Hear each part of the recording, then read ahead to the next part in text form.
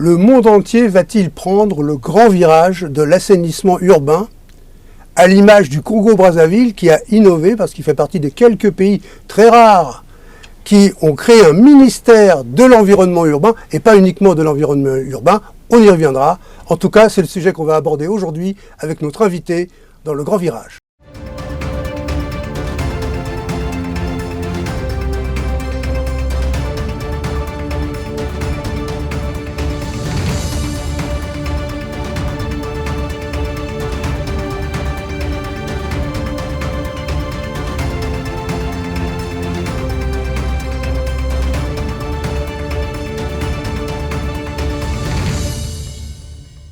Et pour répondre à ces questions, nous avons le plaisir de recevoir dans le Grand Virage aujourd'hui Monsieur le ministre Juste Désiré Mondélé. Vous êtes donc ministre du développement urbain, du développement local, de l'assainissement urbain, du développement local, je lis, et de l'entretien routier au Congo-Brazzaville. Alors, vous avez été nommé à ce poste en 2025, donc cette année. C'est une idée du président, c'est une innovation extraordinaire. On prend, comme vous le disiez lorsqu'on préparait cette émission, l'écologie par le bon côté. Ben, écoutez, je vous remercie de me recevoir dans votre studio pour ce grand virage. Et oui, c'est une innovation. Et en effet, le président Denis Sassou Nguesso est un grand écologiste, pionnier de l'écologie, qui a été précurseur dans une grande vision. Et avant même qu'on ait ces grands débats sur les changements climatiques, le Congo a par exemple célébré, il n'y a pas longtemps, la 38e édition de la Journée de l'arbre. Donc pendant 38 ans, chaque année, le président Sassou Nguesso avait déjà instauré la Journée de l'arbre, un homme, un arbre à planter, une école, un arbre, un pionnier, un élève, un arbre. Donc voilà, c'est pas surprenant qu'il y ait donc ce ministère en charge de l'assainissement qui en réalité est un des volets importants aussi de la citoyenneté écologique. On dit parfois que pour une vie réussie, il faut faire des enfants, il faut écrire un livre et il faut planter un arbre. Alors, je vais vous présenter un petit peu davantage parce que au Congo, tout le monde vous connaît. En Afrique, beaucoup vous connaissent, mais comme on est diffusé dans le monde entier avec ces directs sur différents canaux, eh bien, je vais un peu présenter aux téléspectateurs qui ne vous connaîtraient pas, de manière à ce qu'ils sachent à qui ils ont affaire. Alors, vous êtes diplômé en gestion, je lis un peu parce qu'il y a du contenu, hein. Diplômé en gestion des collectivités locales à l'université de Paris-Est Créteil. Vous êtes titulaire d'une maîtrise en sciences politiques et administration publique que vous avez passée à l'université de Bucarest en Roumanie. C'est ça, je ne me trompe pas. Bien le cas. Vous êtes également expert à la Commission économique des Nations Unies pour l'Afrique centrale, membre du Parti pour l'unité de la République, ça on le sait, député de la première circonscription électorale de Wenzé à Brazzaville depuis 2017. J'ai toujours bon? C'est toujours bon, juste. Oui. Ouais. C'est toujours Et juste. vous avez mis en œuvre en tant que ministre déjà plusieurs campagnes citoyennes, opérations de déguerpissement pour assainir les villes, vous êtes battu pour la propreté publique, la réduction des dépotoirs sauvages, l'élimination des gîtes larvaires afin de lutter contre le palu. Vous avez reçu une distinction officielle d'ailleurs en mai 2024 pour vos efforts dans ces domaines. Vous êtes reconnu pour votre approche participative qui mobilise la jeunesse, les populations locales. Et puis vous êtes également un homme de lettres. Comme on disait, une vie réussie, on écrit un livre. Alors je n'en cite que 3. Il y a Évolution et mutation de l'État en République du Congo, chez l'Harmattan. Enjeux et perspectives, diversification économique au Congo, Brazzaville, chez Erol, édition Picolec. Pas n'importe quelle maison d'édition. Et vers l'effectivité de la décentralisation et du développement local en République du Congo. Là, c'est sorti en 2024, juste l'année dernière, également chez l'Harmattan. Alors, qu'est-ce qui vous a donné envie d'écrire et sur tous ces sujets-là? Alors, ce qui m'a donné l'envie d'écrire, je pense, c'est déjà la curiosité de la lecture. La curiosité du monde. J'ai eu l'occasion de beaucoup voyager. Vous avez souligné que j'ai passé mes études de sciences politiques en Roumanie, dans le cadre d'Erasmus. Donc ça fait des belles rencontres. Paris 12 aussi, ce sont des rencontres. Il y a aussi l'Afrique. L'Afrique et aussi notre vie, une vie antérieure. J'étais chef d'entreprise. Ça m'a donc permis de faire des rencontres. La curiosité intellectuelle aussi. Oui, le livre, l'écriture m'aide aussi à un peu sortir du quotidien, aussi à se retrouver parfois seul et à méditer. Et la lecture aide, comme le sport d'ailleurs. La lecture et l'écriture, voilà. Donc, plante un arbre. Écrire un livre. Écrire un livre. Voilà. Et puis, vous êtes également père de famille. Absolument. On peut en parler, non? C'est privé? Non, père de cinq enfants. magnifiques gosses, oui, ça va. Donc voilà une vie réussie et une vie qui est très active et c'est pas fini, puisque là aujourd'hui vous entreprenez un travail extraordinaire qui j'espère donnera l'exemple aux autres pays d'Afrique, mais aussi en Occident. Quand on voit les nuages qui sont au-dessus de nos villes, la chape jaunâtre, grisâtre qu'il y a au-dessus de Paris notamment, où nous sommes là aujourd'hui, eh bien on se dit qu'on aura peut-être pas mal de leçons à prendre de vos initiatives. Alors parmi ces initiatives, il y a l'assainissement et l'hygiène publique, des stratégies que vous menez pour lutter contre l'insalubrité dans les grandes villes comme Brazzaville, Pointe-Noire. Comment vous abordez le sujet? Bon, c'est un sujet qu'on aborde avec les communautés locales, qu'on aborde avec les collectivités locales, parce qu'en réalité, l'assainissement, c'est la prophylaxie contre les maladies. On est exposé à la malaria, exposé aux maladies hydriques, et les larves, l'étiologie, c'est vraiment les déchets, ce sont les ordures. Alors, pour arriver à bout donc et anticiper aussi, parce que c'est des questions de santé publique, ben, on rassemble, on mobilise la population. On a une initiative sur la circulaire du gouvernement du Premier ministre qui organise chaque premier samedi du mois toutes les parties prenantes, la société civile, les populations autour donc de l'assainissement. Mais au-delà, il y a aujourd'hui véritablement l'ambition de mobiliser l'ensemble de la population pour verdir les villes. Parce que oui, vous parlez des nuages au-dessus aussi de Paris, mais de verdir les villes, parce que Brazzaville comme Pointe-Noire, qui sont les deux principales villes, sont des villes vertes. L'une qui est autour, qui est juste à côté du fleuve, l'un des plus grands au monde, le majestueux fleuve Congo, l'autre autour de la mer, de l'océan Atlantique. Donc, on a besoin de reverdir nos villes, mais pour reverdir les villes, on a besoin aussi que ces villes soient propres. Parce que jadis, Brazzaville et Pointe-Noire furent des villes très propres. Et c'est un combat, c'est un défi impulsé par le président de la République et aussi vraiment on est en train de mobiliser toutes les parties prenantes. Et petit à petit, je pense que ça commence à prendre. Alors ça passe par la collecte des déchets, le recyclage, toute une gestion. Comment vous allez vous y prendre? Ça passe par la collecte des déchets, mais pas seulement, mais ça passe aussi par l'ambition. Aujourd'hui, dans le cadre du partenariat public-privé, on a une société privée de droit turc et de droit congolais, qui est la société Al Bayrak, qui a contracté avec les collectivités locales de la ville de Pointe-Noire et Brazzaville. Mais l'ambition, c'est vraiment de faire la boucle, de faire la chaîne, c'est-à-dire de prendre l'ordure, de prendre les déchets, de le transformer, donc d'aller vers une économie circulaire. Donc le recyclage complet? Le recyclage complet. Et donc là, je suis aussi à Paris pour rencontrer aussi un partenaire dans ce cadre-là du recyclage. On a des mous qui sont en cours de mise en place avec d'autres partenaires pour qu'in fine on arrive à faire des offres et à sélectionner en tout cas la meilleure offre. Mais l'idée c'est donc d'aller vers cette économie verte, cette économie circulaire, puisque la population congolaise elle est jeune et les jeunes ont besoin d'opportunités et l'économie circulaire et l'économie verte sont là des opportunités d'emploi, des opportunités pour entreprendre, des opportunités véritablement pour les jeunes. À ce titre, en effet, la jeunesse est-elle consciente à Brazzaville de l'enjeu, qui est un enjeu de santé publique, mais aussi pour la préservation de la planète?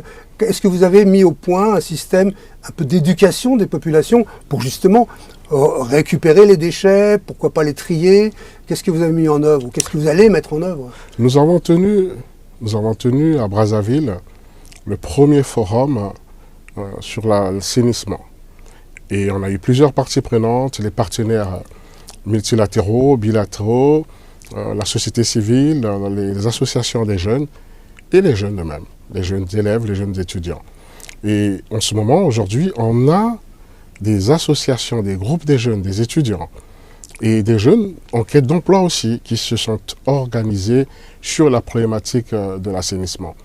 En réalité, oui, la jeunesse prend conscience et a pris conscience du fait que l'assainissement, c'est son avenir, mais surtout que non seulement c'est l'avenir dans le cadre de sa protection par rapport à sa santé, à son hygiène, mais aussi par rapport à l'employabilité, par rapport aux opportunités qu'offrent en réalité tous ces nouveaux métiers, que toute cette économie, peut-être pas prévue par Ricardo ou par Keynes ou par Marx, mais c'est véritablement une économie dynamique, une économie en même temps autocentrée, donc qui intègre les communautés locales. Et les jeunes sont les premiers à être en réalité bénéficiaires de ces économies à la fois vertes et circulaires. Donc perspective de création d'emplois, de nouveaux métiers qui émergent, mais aussi, j'imagine, un plan d'éducation vis-à-vis de la population pour les petits gestes quotidiens qui peuvent contribuer justement à cet assainissement. On a l'objectif zéro déchet plastique. Pour y arriver, c'est vraiment la sensibilisation, et ce sont aussi les entreprises publiques, les entreprises privées, les diverses associations qui participent avec le gouvernement à informer, à former, à sensibiliser, donc à éduquer. Nous allons bientôt avoir la rentrée scolaire. Il est prévu par le gouvernement qu'il y ait des rencontres, des discussions entre, d'une part, le gouvernement, donc à travers mes collègues en charge de l'éducation, qu'elle soit éducation au niveau secondaire, général et technique et supérieur, pour échanger avec les étudiants, échanger avec les élèves, discuter avec eux pour les bons reflets. Vous savez, dans l'histoire du Congo, il y avait déjà la morale et l'hygiène dans le cursus scolaire. Et il y avait une école, un champ. Naturellement, champ, C-H-A-M-P-S. Oui, c'était une école. On avait compris. Voilà, un champ. À ne pas confondre donc avec C-H-A-M-T. Voilà. Et donc, dans cette l'ancienne école, un champ qui avait été déjà initié par le président Sassou Nguesso, c'était que chaque élève, déjà à l'école primaire, au niveau de l'enseignement la plus inférieure, devait planter son arbre et l'entretenir. D'accord. Et donc aujourd'hui, c'est de revenir un peu aussi vers ces anciennes politiques qui pourtant étaient des politiques qui étaient vraiment en avance sur le temps. Et aujourd'hui, avec toutes ces causes exogènes qui impactent négativement la vie des citoyens, les économies, le cadre de vie, j'entends là par les changements climatiques, avec les structures, des notions contracycliques des saisons, parce qu'on a eu une pluie récemment en pleine saison sèche, une très grande pluie le 14 juin, et voyez-vous, donc, ce décalage font que, oui, il faut une jeunesse avertie, il faut une société engagée, mais aussi il faut une communauté consciente des enjeux climatiques et des enjeux de l'assainissement qui sont véritablement des enjeux, pas seulement de l'environnement, mais qui sont des enjeux aussi économiques. Et je dirais même des enjeux de souveraineté. Ouais, et vitaux. Absolument. Vous êtes en train de créer une sorte de citoyenneté saine et consciente. C'est créer un nouveau citoyen.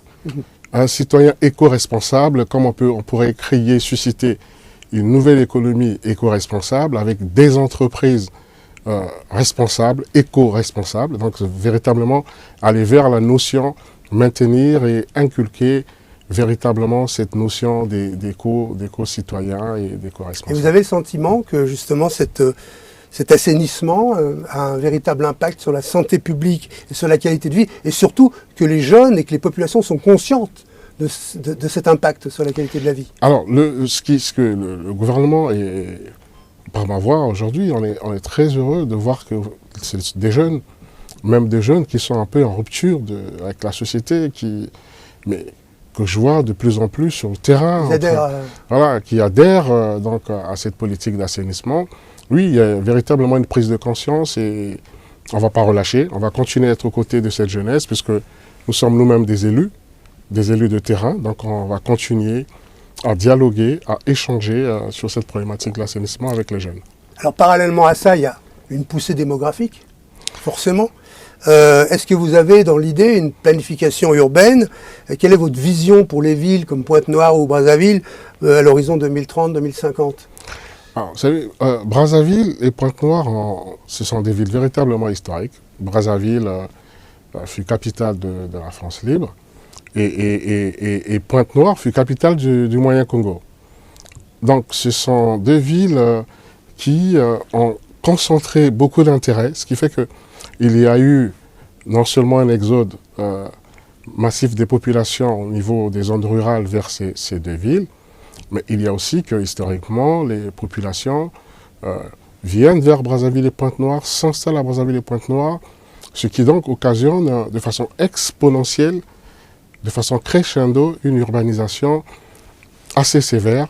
Et quand on parle d'urbanisation accélérée, il y a naturellement aussi derrière la notion un peu des installations archaïques, des zones qui ne sont pas aménagées pour les habitations, mais que naturellement pour que les populations occupent, et ces zones deviennent des zones de précarité. La politique qui a été celle du gouvernement, c'était déjà d'initier un programme DURCAB. Programme DURCAB, c'était un programme d'aménagement des quartiers précaires. Et sur 2030 et 2050, nous sommes naturellement sur la notion des ODD. Et aussi, nous allons au-delà de 2050, puisqu'il y a aussi l'agenda 2060 de l'Union africaine. Donc, prenons que le cas de l'assainissement, c'est l'ODD 6 qui exige à ce qu'on apporte, mais pas seulement au niveau du Congo, au niveau du monde entier, qu'on apporte aux populations l'assainissement durable, le cadre d'hygiène durable. Donc les politiques qui sont les nôtres aujourd'hui, ce sont les politiques de développement autocentré des deux capitales, avec des infrastructures qu'on doit développer autour des villes. Brazzaville, Pointe-Noire sont des grands chantiers aujourd'hui, en termes de systèmes de collecteurs, de systèmes d'évacuation, d'aménagement des bassins versants, aussi des voiries urbaines, de Brazzaville comme de Pointe-Noire. Alors tout à l'heure, vous avez parlé de cette pluie inattendue qui était tombée pendant la saison sèche. Ça me donne envie de vous poser la question de l'eau. L'eau que l'on peut boire, l'eau potable, l'eau courante. Comment vous voyez les actions, comment vous avez, j'imagine, déjà pensé et entrepris les actions par rapport à l'eau qui manque parfois, qui va manquer de plus en plus, qui va être une denrée de plus en plus rare et de plus en plus chère. Comment vous voyez l'avenir et quelles sont les actions que vous menez à bien par rapport à ça? Bon, l'eau aujourd'hui, c'est l'une des causes, l'une des sources étiologiques des conflits dans le monde. Vous savez, un peu partout, il y a des conflits aussi eu égard à l'eau. Bon, au niveau du Congo, nous avons un bassin, nous avons un système hydraulique qui est vraiment très avancé. On a été gâté par la nature. Les eaux souterraines, nous avons une bonne partie des eaux souterraines grâce à une pluviométrie abondante. On a des cours d'eau, donc un système hydrographique qui est assez performant. Mais l'eau est liée aussi à l'électricité. Ça va un peu de pair. Oui. Et aujourd'hui, le Congo est en train donc de réhabiliter son réseau de transport d'électricité, puisque l'électricité, grâce au gaz, grâce aux barrages hydroélectriques, on a donc la production électrique qui devrait pouvoir en réalité générer facilement la distribution d'eau au niveau du pays. Et là, il y a donc une réparation, une réhabilitation, on va dire, du réseau entre Pointe-Noire et Brazzaville. Donc dans les prochains jours, la situation à la fois de la qualité de la distribution de l'eau et de l'électricité va s'améliorer au niveau du Congo. D'accord. L'eau génère de l'énergie qui elle-même aide à transporter l'eau. C'est une boucle vertueuse que vous... Alors la boucle vertueuse, c'est plutôt l'énergie. L'eau, on a besoin d'énergie pour propulser de l'eau au niveau donc, des consommateurs, au niveau des canaux de distribution. Il faut de l'énergie. On est aujourd'hui, il y a certains privés qui commencent déjà à utiliser des énergies renouvelables à travers des panneaux photovoltaïques, mais la grosse quantité d'eau qui doit en principe aller dans les canaux, dans le circuit de consommation des populations, passe naturellement par aussi une grande source d'énergie. Et cette source d'énergie, elle est fournie donc par la société Caressé. Et aujourd'hui, les installations sont en train d'être réhabilitées. Juste avant que je ne vienne à Paris, le ministre en charge de l'énergie, en partenariat avec la société Eni Congo, la société pétrolière Eni Congo, avait lancé donc les travaux de réhabilitation pour la ligne de transport de l'énergie. Et cette ligne de transport de l'énergie devrait donc booster et aussi améliorer d'une part la qualité de distribution d'électricité dans le pays, principalement dans les 2 capitales des grandes villes, mais aussi faciliter donc l'amélioration du système de distribution d'eau potable. Alors vous êtes quand même face à des grands défis qui sont liés au climat et à l'environnement, l'adaptation des villes par exemple aux inondations, l'érosion, les risques naturels. Quelles sont les mesures que vous prenez? J'ai compris que vous aviez conscience de tout cela. Quelles sont les mesures concrètes que vous envisagez? Les mesures concrètes, c'est déjà rendre nos villes résilientes. On est en ce moment dans un programme dont je précisais, je vous disais qu'on était dans un programme des travaux, des infrastructures, des voiries, des bassins versants qui sont en travaux en ce moment. Il y a un partenariat public-privé pour prendre en compte. Non seulement le partenariat public-privé, mais on est aussi en partenariat avec l'Union européenne, à travers l'AFD, pour des travaux d'infrastructures, pour aménager les bassins versants naturels, les collecteurs naturels. L'AFD, c'est pour ceux qui ne savent pas, Agence française de développement. C'est cela. Et donc il y a ce programme qui est en ce moment, on peut le toucher du doigt à Brazzaville et à Pointe-Noire, voir comment les grands travaux sont en train donc d'être effectués pour effectivement favoriser et faciliter et mieux supporter les impacts sur le changement climatique. Il y a le planting d'arbres. Le planting d'arbres qui permet aussi non seulement de verdir et de donner de l'ombre, et aussi de donner des fruits. Ça semble prendre une grande place dans l'urbanisme, hein, Exactement. Les espaces verts. Dans les espaces verts, à travers le planting d'arbres, le grand programme de planting d'arbres, et parce que c'est ce planting qui aide aussi à lutter contre les érosions, puisque vous parlez des érosions. L'une des solutions, au-delà des mécanismes architecturaux, il y a aussi donc le planting d'arbres qui permet à stabiliser les sols, et qui permet aussi à maintenir, donc à protéger les populations face aux pluies, aux eaux abondantes et qui peuvent déborder les lits des rivières et provoquer des dégâts humains. Bien sûr. Parlons un peu des énergies renouvelables, puisque vous parlez des villes vertes, chose que vous mettez en place d'une façon assez efficiente, il faut bien le reconnaître. Quelle place prennent pour vous les énergies renouvelables maintenant et dans le futur ? Je parlais de l'économie verte et de l'économie circulaire il y avait une espèce d'interdépendance entre les deux. Ça implique... Bon. Et aussi le développement local, puisque je suis en charge du développement local, qui est un peu un développement économique autocentré entre les villes, entre les communautés et les collectivités. Alors, la transition écologique, parce que c'est de ça qu'il s'agit. Oui. La transition énergétique. La transition énergétique, aujourd'hui, nous oblige, nous on n'est pas, le Congo, heureusement, nous ne sommes pas dans le nucléaire. Nous n'utilisons pas l'énergie nucléaire, nous utilisons de l'énergie hydroélectrique, déjà. Et à côté de l'énergie hydroélectrique, de plus en plus, on utilise aujourd'hui des structures photovoltaïques. Brazzaville, dans Brazzaville, en Pointe-Noire, dans certaines localités, dans les zones rurales, on peut aujourd'hui trouver des éclairages publics photovoltaïques. C'est pas encore bien avancé, mais on est en train de mettre en place... Il y a une capacité pratiquement d'autosuffisance. Hein.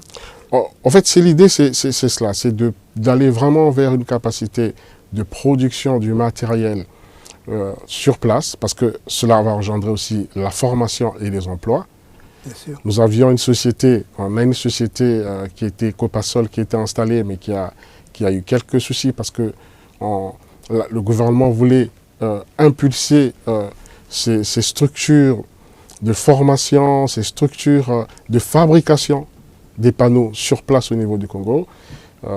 La société a eu quelques soucis dans son installation, mais oui, on peut dire que la transition se fait aussi avec à la fois la source hydroélectrique et aussi les sources photovoltaïques. Alors on n'a pas assez parlé de la pollution de l'air, qui dans les villes est assez importante, mais aussi en dehors des villes avec les feux de brousse qui créent de la pollution. Vous avez une réaction assez vive par rapport à ça, avec un plan précis? Écoutez, nous, le Congo, c'est un pays avec une couverture forestière dense, une hydrographie abondante, et donc en réalité, oui, les feux de brousse comme tels, on ne les connaît pas comme on vient de les voir en Espagne, au Portugal tout récemment et voir en France. Oui, dans le monde. On utilise certes, mais à une échelle très faible, la culture sur brûlis. C'est des techniques qui consistent dans les zones rurales à préparer, on va dire, le sol pour des futures cultures. Mais c'est vraiment à une échelle très très faible. Donc, les feux de brousse, ce n'est pas des phénomènes que l'on connaît. Après, la pollution de l'air, grâce donc à aussi un espace qui n'est pas trop occupé, parce qu'en réalité, le Congo, c'est 342 000 km², oui. Il faut le préciser. Donc, on a assez d'espace pour 6 millions d'habitants. Voyez-vous, donc déjà, il n'y a pas une promiscuité des populations. Donc, on est entouré de forêts, j'insiste là-dessus, pour 342 000 km², 6 millions d'habitants. Oui, on n'a pas encore des industries, des grosses industries polluantes. Bien sûr. Mais l'automobile, non? Oui. S'il y a les automobiles, oui, il y a un parc qui, là aussi, on est en train d'envisager, voir comment réduire l'âge des véhicules pour éviter, en effet. Est-ce que vous pensez à la voiture électrique? Il y a déjà une stratégie pour ça? Il y a déjà des voitures hybrides. Oui. Il y a déjà des véhicules hybrides à Brazzaville. Il y a déjà des voitures électriques à Brazzaville. Mais oui, on devrait... Il y a des incitations? Vous parlez d'incitation fiscale? Pas encore. Par exemple, pas encore. Il n'y a pas encore d'incitation dans ce sens-là. Parce qu'une fois de plus, le problème de la pollution d'automobile ne se pose pas pour l'instant à grande échelle, au même terme qu'à Londres ou à Paris. Bien sûr. Mais oui, on devrait s'inspirer aussi déjà pour anticiper par rapport à ce qui se passe chez les autres, pour se prémunir et se protéger, pourquoi pas. Et les grands projets urbains? Vous avez développé, et vous avez dans votre collimateur, si je puis me permettre l'expression, de grands projets urbains. Et comment vous comptez les édifier, les financer et quelle qualité, justement, au regard de toutes ces préoccupations-là, allez-vous leur donner? Les grands projets urbains, oui, parce que l'objectif, c'est de moderniser Brazzaville et Pointe-Noire. Aujourd'hui, de faire que Brazzaville et Pointe-Noire arrivent à avoir le standard qu'il faut des villes modernes. Et cela passe par des voiries urbaines, cela passe par des mécanismes nouveaux, des matériaux aussi nouveaux. Aujourd'hui, on utilise beaucoup du bitume, et on ne voudrait pas rester au tout bitume, aller aussi vers des pavés, en ce qui concerne les voiries, les trottoirs, et aussi, on parlait des panneaux solaires, aller aussi vers l'éclairage photovoltaïque, mais ça pose un problème de financement. Vous savez que le Congo n'est pas dans un cadre économique ex nihilo, mais dans un cadre global, avec donc aussi les réalités économiques qui touchent le monde, touchent aussi un tout petit peu le Congo. Mais les financements passent par, des mécanismes innovants, comme les BOT, Build Operating Transfer, donc cette capacité pour certaines structures privées de construire un ouvrage et aussi de le gérer pendant un moment, et ensuite il y a le transfert au niveau de la collectivité, la collectivité locale ou l'État. Cela est valable pour tous les ouvrages ou pour les voiries urbaines. Mais il y a aussi des partenariats. L'Union européenne, par exemple, qui a un programme de Global Gateway qui qui est aussi en contact avec la République du Congo et les autres pays. Là aussi, il y a une possibilité, mais il y a pas mal de niches. Nous sommes en train de négocier en ce moment, et on est très bien avancé, avec l'UNICEF et la Fondation Bill Gates, en ce qui concerne donc les projets de modernisation aussi de certaines structures d'hygiène, comme les structures comme les latrines modernes. Oui, j'ai vu que vous aviez un plan de développement de latrines modernes, de latrines familiales aussi. Absolument. Absolument. Qui n'est pas négligeable. C'est ça. C'est un projet qui est en cours d'élaboration, qui en est très bien avancé, parce que, comme partout ailleurs, il y a des zones qui sont un peu précaires, et qui ont besoin, des populations qui ont besoin de soutien, et qui devraient aussi profiter et être accompagnés par les pouvoirs publics pour améliorer un certain nombre de structures. Pour la récupération des huiles de vidange, j'ai vu ça. Ce sont des bouts de vidange, en fait, des bouts de vidange, pour être plus précis. Donc il y a tout un mécanisme, tout est un programme, tout un projet, tout un arsenal, on va dire ça comme ça. Oui, il y a une multitude il y a des grands problèmes, puis il y a une multitude de petits gestes précis, ciblés. C'est la somme de ces petits gestes, c'est la somme de ces petits projets qui demain vont nous emmener vers une visibilité à la fois citoyenne et écologique, à la fois aussi de confort en réalité. Alors il y avait quelque chose qui gangrénait un petit peu les espaces urbains. C'était des déchets, des voitures abandonnées qui étaient dans des espaces qui étaient encombrés. Là aussi, vous allez développer, ou vous êtes en train de développer déjà une politique pour aller assainir ces endroits-là, retirer les déchets. Comment ça se passe? Mais on est content de voir que finalement, il faut commencer. Ouais. Notre président de la République aime bien, il a une image qu'il aime bien nous donner, c'est que celui qui veut apprendre à nager doit se jeter dans l'eau. Oui. C'est pas en regardant l'eau et en admirant sa beauté qu'on va pouvoir nager. Il faut déjà y aller. Et donc c'est ce qu'on essaie de faire, parce que l'espace public est occupé anarchiquement, et souvent l'espace public devient un lieu, un dépotoir de tout, de véhicules hors d'usage, des détritus, beaucoup de choses. Alors l'idée c'est de dire aux citoyens, c'est pas de faire de la répression, mais de faire de la pédagogie, mais en disant aux citoyens, attention, vous avez votre véhicule, il faut le mettre là où il faut, mais ce n'est pas dans la rue.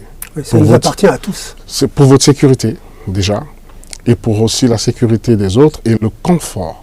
C'est important, le confort, parce que ce qu'on admire chez les autres, on devrait pouvoir le faire aussi chez nous. Vous voyez. Bien sûr. On ne peut pas se garer n'importe où ici. Sinon, si ce n'est pas la contravention, c'est le véhicule qui est enlevé en fourrière. Bon. Et on est aussi peut-être en train d'arriver à... Vous êtes en train de créer progressivement, mais déjà là, on se satisfait du fait que la pédagogie est en train de passer. On peut voir on peut circuler maintenant un peu librement dans les rues de Brazzaville. On voit que les citoyens commencent à enlever par eux-mêmes leurs véhicules. Les marchés d'Omagno, c'est pareil. Les vendeurs à la sauvette commencent à comprendre que pour faire du bon chiffre, il faut plutôt être... appétissant. Oui, il faut être dans le marché, il faut être un peu sédentaire, mais dans le marché, avoir sa place dans le marché, mais pas dans la rue, parce que finalement, la rue... Il y a quand même on change de sujet, mais c'est intéressant, une économie informelle assez développée au Congo encore. On a une économie informelle qui est assez développée et qui n'est pas souterraine. Oui. Et ce n'est pas une économie souterraine.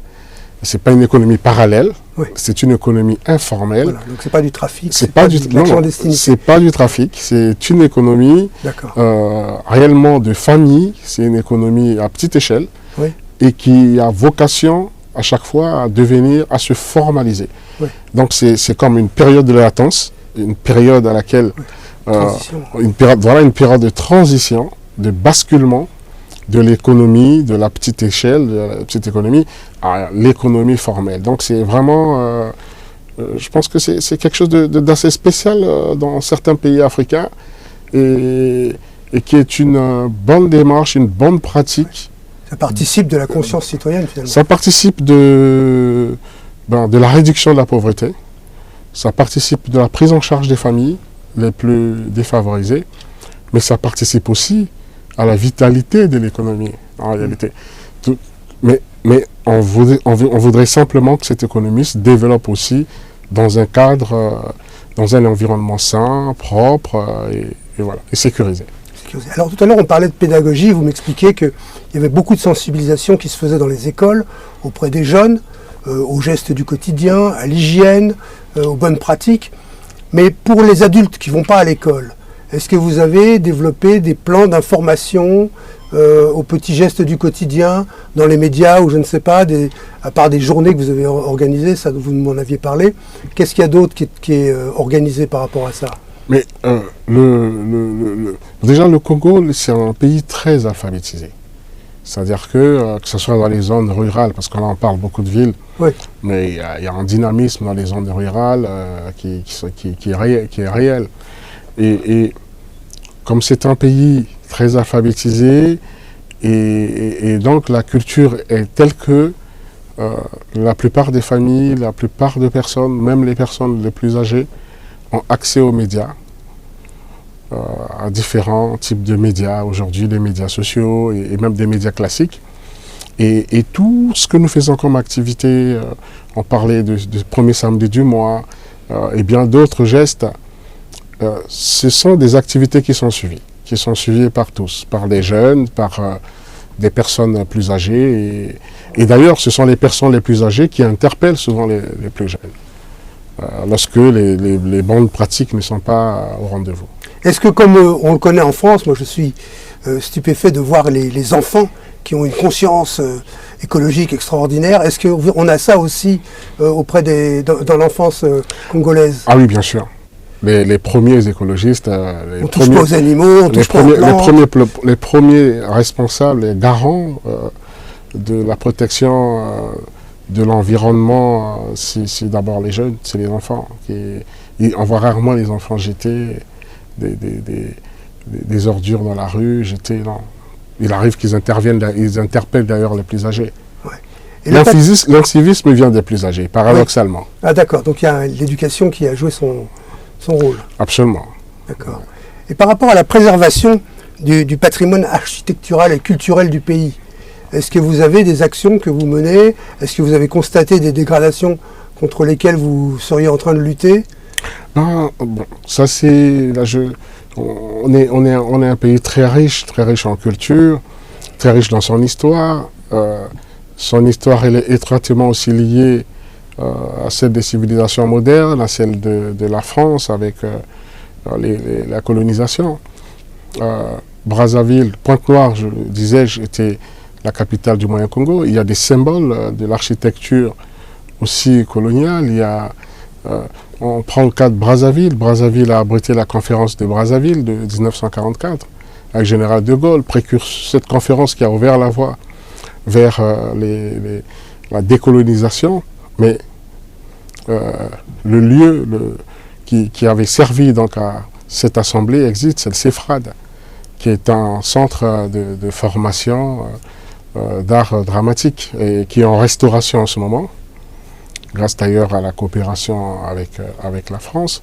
Et donc il y a des sites comme ça à préserver. L'appel du général de Gaulle, l'appel de Brazzaville, a été fait dans un studio à Brazzaville. Ce studio existe, le micro existe d'ailleurs du général de Gaulle. Les gaullistes qui ont eu l'occasion de faire ce pèlerinage de Brazzaville, que parfois on n'y prête pas beaucoup attention, même dans les livres d'histoire de France, on peut, oui, voir ce micro, ce studio est préservé, et il y a bien d'autres édifices. Il y a la place où le général de Gaulle avait fait son grand meeting, ce fameux meeting qui lançait l'appel aux colonies, à l'autodétermination ou à l'indépendance des pays, et puis des pays colonisés, après l'effort de guerre, il faut le dire aussi. Oui. La place Félix Éboué existe, le stade Éboué existe. Et en France, il y en a. Hein. En France, il y en a, oui. Il y a quelques stations qui portent le nom comme ça, ça reste de Félix Éboué. Mais donc, au niveau architectural, oui, on a tout un ministère aussi de l'économie industrielle qui arrive à préserver, culturelle, l'économie faire culturelle. cohabiter cette préservation des mémoires, du patrimoine et la modernité. Il y a ce patrimoine mémoriel qui est pris en compte, pris en charge dans sa protection par ma collègue en charge de la culture et donc de charge de l'industrie culturelle. On a Pointe-Noire, on parle de Gorée, mais Pointe-Noire, il y a Luango. C'est un site oui, qui a connu le départ des plus valides de nos ancêtres. Et donc qui est aussi préservé. Il y a un musée qui est en construction. Donc oui, Brazzaville et Pointe-Noire sont des musées à ciel ouvert. On peut trouver des édifices, la grande poste de Brazzaville, qui est un bel édifice colonial, la Case de Gaulle, par exemple, qui est la résidence de l'ambassadeur de France, mais qui était la résidence du général de Gaulle, et bien d'autres édifices oui, qui mériteraient, qui méritent, et qui en ce moment fait en effet l'objet d'une attention particulière, parce que finalement, un peuple sans mémoire, ma foi, est sans repère. Et le Congo a une belle et grande mémoire. Alors, il y a une chose qui m'émeut dans l'évocation de la mémoire congolaise, c'est que je vois que lorsque vous évoquez avec beaucoup de sensibilité la mémoire, la préservation du patrimoine, la France est présente. Vous avez conservé pour la France, je dirais, ça me semble être ça, et pour la francophonie, une tendresse qui est une amitié précieuse pour nous. C'est en tout cas la sensibilité que je voulais témoigner envers vous aujourd'hui, parce que c'est important de savoir trouver son indépendance comme vous l'avez fait à tous les niveaux, tout en préservant l'amitié, tout en préservant cette tendresse qui n'est pas la tendresse des origines, parce que les origines elles ne sont pas avec la France, parce que la France est un accident, on peut dire, qui est arrivé à un moment donné dans l'histoire du Congo. Et j'avoue être très touché quand je vois un peu partout en Afrique francophone ou qui est en train de devenir ex-francophone, la façon dont les choses se passent, que la personnalité qui est en charge de l'assainissement urbain, et qui est en charge donc de la modernisation du pays à tout point de vue, donc qui regarde loin devant, c'est quelqu'un qui a gardé, me semble-t-il, en tout cas dans les propos que vous tenez aujourd'hui, une tendresse vis-à-vis de la France et de la francophonie. Cette tendresse, on la souhaiterait réellement partager, parce que voyez-vous, en octobre prochain, va se tenir les élections, aura lieu l'élection plutôt du directeur général de l'UNESCO. Et le Congo a un candidat, M. Matoko, oui, qui est lui-même un cadre maison de l'UNESCO. Et on aimerait bien, dans ce contexte historique aussi, dans cette histoire partagée, cette histoire que l'on ne peut pas réécrire, que chaque fois les historiens peuvent en parler. C'est une histoire qui remonte au XVIIe siècle, et qui continue, et avec ses vicissitudes, ses péripéties, avec parfois aussi ses drames et ses douleurs, mais cette tendresse, cette histoire partagée devrait aussi faire en sorte que l'UNESCO. Je crois que vous le dites si bien. Je pense qu'on a besoin aussi. Ça pourrait être salutaire, en effet. On a besoin aussi des gestes, des preuves, au moins de cette riche relation historique que vous dites bien, personne n'a voulu, mais cela est arrivé, vous voyez. C'est arrivé. Voilà. Donc, on a besoin aussi de ce soutien-là. Écoutez, là où on pourra agir, on le fera. Les jeunes sont conscients du fait que le Congo apporte beaucoup à la culture française. J'ai produit des émissions de rap. Je peux vous dire que le rap, bon, c'est le rap, hein. On aime ou on n'aime pas, mais le rap français qui est très important, eh bien les grands noms du rap français, à 80%, ce sont des noms congolais. Mais les grands noms de la littérature française aussi sont des noms congolais. Voilà, dans la littérature, comme les Mambakou et bien d'autres. Voilà. Donc il faut qu'on conserve cette idée-là. Comment voyez-vous l'avenir par rapport notamment à votre ministère, l'assainissement, l'urbanisme, le développement du Congo? Est-ce que vous pensez que, comme ça se passe dans beaucoup d'autres pays, l'urbanisation galopante va vous gagner ou vous perdre, selon comment on voit les choses? Comment vous pensez préserver tout ça? Parce qu'il y a la forêt, c'est une richesse extraordinaire. Non, le Congo est dans une dynamique de modernisation. Le Congo a emprunté depuis quelques années la marche vers le développement. Et cette marche, nous la poursuivons. Et cette marche, nous allons la continuer, toujours sous l'impulsion du président Denis Sassou Nguesso. Et cette marche vers le développement intègre en effet la modernité, intègre aussi des réflexes nouveaux, intègre des dynamiques économiques nouvelles et surtout garde le Congo dans le concert des nations modernes. Et en termes d'infrastructure, je ne veux pas revenir en arrière, mais je pense aux routes, je pense aux voies ferrées. Vous avez une vision particulière? La vision, déjà, on peut partir de Pointe-Noire, si vous connaissez un peu le Congo. On peut partir de l'océan, de Pointe-Noire, dans le septentrion, donc jusqu'à Ouesso en voiture. Donc on peut parcourir aujourd'hui au Congo plus de 1000 km en voiture. Ce n'est pas rien. C'est que du bonheur de parcourir tout le pays. On a le chemin de fer entre Brazzaville et Pointe-Noire qui fait l'attention aussi là des pouvoirs publics, du gouvernement de la République, puisqu'il est question de la moderniser, de la rendre plus dynamique aussi et de la remoderniser. Et donc, oui, on est, je disais, lancé vers dans un processus, dans une marche, parce que le développement est un processus. Le développement pose des jalons et au fur et à mesure on avance, tenant compte aussi de l'écosystème et de l'environnement. Et le Congo est sur la bonne voie parce qu'il a deux richesses fondamentales. La première richesse, c'est sa jeunesse. C'est un peuple jeune, un peuple qui travaille, qui a envie une jeunesse qui a envie d'entreprendre. Donc c'est sa première richesse. Sa seconde, donc c'est son capital humain, sa première richesse. Sa seconde richesse, c'est tous les atouts naturels qu'il a. Et enfin, sa troisième richesse, qui devrait même qui est fondamentale pour son développement, c'est un pays qui vit en paix. En paix avec ses voisins. Qui aime la paix en plus. Et qui aime la paix, qui vit dans la paix avec ses voisins, ses différents voisins, sachant que le Congo, c'est un pays, c'est comme une croix de transmission, un pays qui a autour 5 voisins. Oui. Et à quand un pont entre... Kinshasa et Brazzaville. Oui. Bientôt. J'ai entendu parler du projet... Non, le projet avance. Oui. Le projet avance et je pense que oui, tout le monde attend ce joli pont physique, puisque le pont est intellectuel existe. Donc c'est ce pont physique qu'on attend tous et qui va arriver. Les études avancent assez bien, les financements aussi. Donc je pense que la volonté des hommes y est. Donc c'est cette barrière, c'est ce pont qui va casser aussi certaines barrières, mais avant ce pont, dans l'attente de ce pont, il y a déjà un pont qui est là, qui est affectif, qui est historique, qui est culturel aussi, parce que nous partageons les mêmes langues, la même culture. La même cuisine? Bien sûr. Dans cette culture, il y a tout ça. Il y a culinaire aussi. Il y a, la même. Alors vous disiez tout à l'heure, le Congo est sur la bonne voie.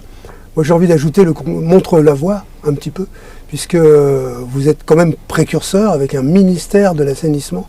Ça, je trouve ça extraordinaire. Est-ce que vous vous rapprochez de vos homologues, s'il y en a dans certains pays, ou de ministères équivalents ou autres, afin d'échanger de la formation, des actions? Absolument. Au Sénégal, on avait j'ai eu le privilège d'accompagner notre Premier ministre, chef du gouvernement à Dakar, et à cette occasion, j'avais rencontré le ministre... Il y a également un ministère de l'assainissement. Oui. Qui s'occupe de l'hydraulique, d'ailleurs que je félicite sur votre plateau, puisqu'il vient d'être reconduit hier. Félicitations à lui, en effet. Donc j'ai eu l'occasion de le féliciter d'ailleurs à cet effet. Et oui, on a mis en place quelques jalons, quelques éléments d'échange et de partage d'expérience, parce qu'en réalité, on l'a vu à Dakar, aussi les problématiques sont quasiment les mêmes en fait. Et donc les approches aussi de solutions devraient être plus ou moins identiques. Et pourquoi pas mutualiser les intelligences, partager les expériences. Bonne volonté, le désir de partager bien faire, les bonnes pratiques. La préservation de l'espèce. Absolument. En passant. Les bonnes pratiques. Ouais. Alors je vais finir cette émission en vous demandant de délivrer 2 messages. Un premier message à vos compatriotes. Ici, nous sommes à Paris, dans le studio de Delsaf Media, d'ailleurs, qu'on remercie. C'est sur les studios parisiens de C-Direct. Mais je voudrais que vous vous adressiez à la population du Congo en leur délivrant un message sur ce que vous voulez faire avec eux du Congo de tout de suite, de demain.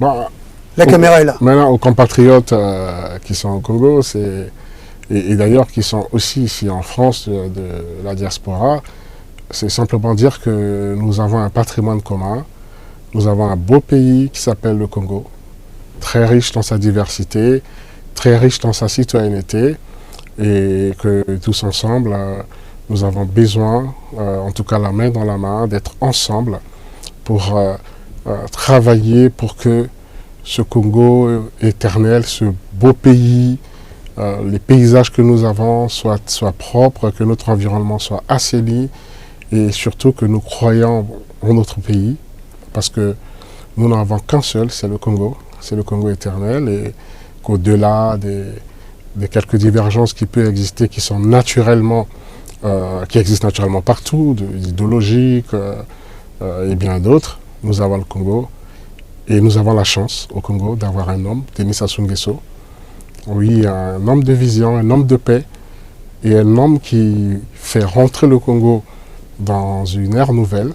Et donc, voilà, on doit tous travailler ensemble pour améliorer, pour contribuer au développement de notre pays. C'est le premier message. Le second message, ça serait à votre endroit plutôt de dire que nous avons un candidat à la tête de l'UNESCO qui est un cadre de l'UNESCO, qui connaît l'UNESCO avec ses problèmes aujourd'hui. Et donc, nous souhaitons véritablement avoir le soutien de tous les États membres. Nous souhaitons voir M. Matoko être élu en octobre prochain pour la continuité, pour le dynamisme nouveau de l'UNESCO, de la francophonie et au-delà de la francophonie, puisque l'UNESCO, ce n'est pas seulement l'espace francophone, ça va au-delà. Donc voilà le deuxième message. Et enfin, vous remercier très sincèrement pour cette invitation.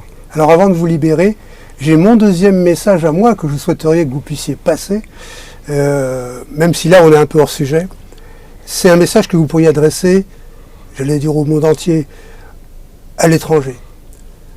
Parce que vous faites preuve d'une prise de conscience d'habiter sur une petite planète, qu'on est beaucoup à se partager et qu'il faut préserver. Vous avez, comme vous l'avez dit, l'amour et la stratégie pour de la paix. Est-ce qu'il y a un message que vous aimeriez faire passer aujourd'hui envers les pays qui vont mal, qui ne se comprennent pas, qui ne se parlent pas, qui veulent se détruire ou se conquérir les uns les autres? Alors, ça serait difficile pour moi de faire cet exercice parce que en réalité, il y a toutes les structures du monde, toutes les structures internationales, tous les mécanismes pour apporter la paix dans le monde. Mais depuis la Société des Nations, aujourd'hui, à l'ONU, on voit bien que la paix reste finalement une denrée très rare. Nous avons la chance d'être en paix au Congo et nous souhaitons simplement que tous les peuples du monde vivent en paix parce que tous les enfants du monde et toutes les femmes, tous les hommes du monde méritent de vivre en paix. Eh bien voilà, c'était Juste Désiré Mandélé, ministre de l'assainissement urbain, du développement local et de l'entretien routier au Congo-Brazzaville. Merci, vraiment merci d'avoir participé à cette émission. Merci pour nous avoir délivré tous ces messages qui sont importants, qui sont parfois même émouvants. Merci. Et je souhaite qu'on se retrouve bientôt sur cette antenne, dans le studio d'Elsaf Media, les studios parisiens de C-Direct, pour un nouveau grand virage avec un invité aussi qualitatif et aussi prestigieux. À bientôt.